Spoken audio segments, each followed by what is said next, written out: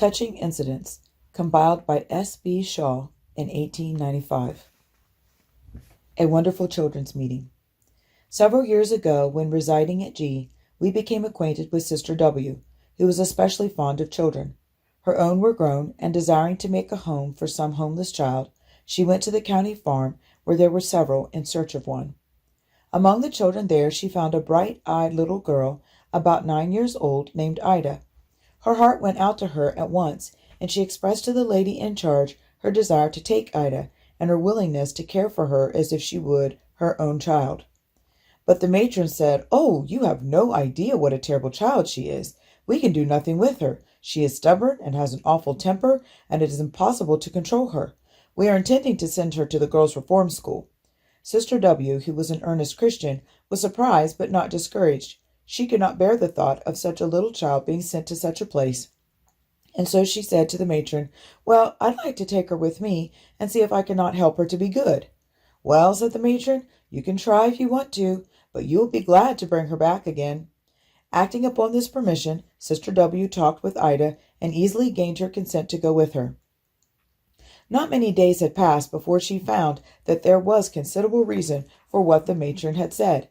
Ida was hard to control, and at times became terribly angry without cause. But Sister W. prayed for her and dealt patiently and tenderly with her, and told her how Jesus loved her and would help her to be good if she would only give him her heart. Her prayers and loving labor were not in vain, and it was not very long until little Ida was converted. The change was so great that all who were with her could plainly see that Jesus had indeed given her a new heart. Soon after this, we had charge of a children's meeting held in a mission hall in G. Among the children gathered there were many of the worst boys in town. Little Ida was present. We knew how much Jesus had done for her, and felt led of the Spirit to ask her to lead the meeting. She looked up at us, much surprised, but her little heart was full of the love of God, and she consented to do the best she could. Words cannot describe what followed. In tears, Ida told in her own touching way how Jesus had saved her, and just what a naughty girl she had been before she was converted.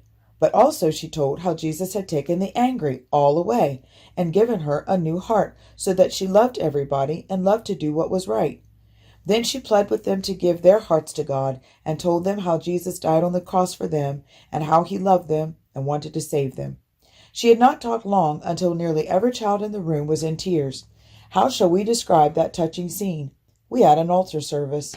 Ida knelt with those who were seeking and prayed for them and told them how to find Jesus, and right there many were converted and gave bright, clear testimonies that their sins were forgiven and Jesus had given them new hearts.